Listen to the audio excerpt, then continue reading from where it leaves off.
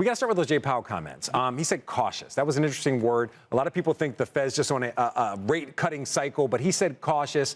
Does that change your view of the market overall? Does that change what sectors that you're bullish on, or even, as you know, you're bearish a lot of times, bearish on? Sometimes I'm bearish. Right? Sometimes, all right. It doesn't change my long-term view, right? Because in the long term, for the first time in a while, I'm probably above consensus when I look at my earnings growth expectations for 2025 and 2026.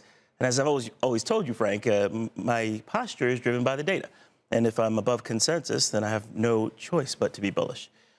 In the short term, however, Jay Powell is faced with some unique circumstances in that the incoming administration's policies, those that they've articulated, are uniquely inflationary.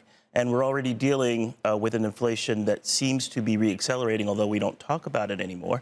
At the very least, we've stalled making progress. And so when you combine the fact that we've stalled out on progress, remember that core is coming in at 30 bips for the last couple of months now, and you combine that with an administration that is articulating policies that would drive inflation, whether it's mass deportation, whether it's trade and tariff wars, whether it's increased deficit spending, I think he has to take a pause, and I think he's slow walking us into that notion. All right. Something else we got to talk about today, Bitcoin. Crossed the $100,000 mark. When you're talking to your clients, I mean, is Bitcoin an important thing that you need in a portfolio? And if so, is it the actual asset or is it the ETF?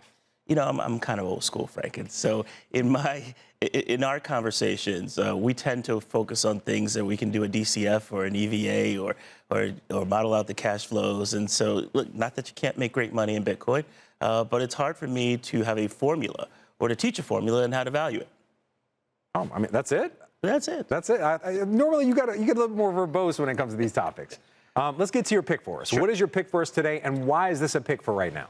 The pick is Vertiv, and I understand your rhetorical question in terms of why is it the pick right now. As you well know, it's one of the names I've talked about for a while. Is it up almost 200% on the year? Of course.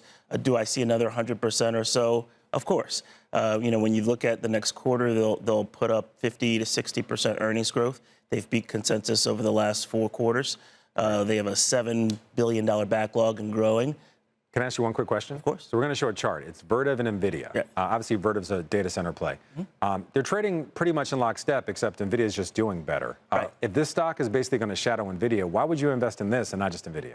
So you want to put together a portfolio, right? And so we want to have exposure, personally, we want to have exposure not only to the data center, not only to those who are actually providing the cloud services, but those who are providing services to the data center as well. We don't know if that correlation will persist over the next 2, 3, 4 years.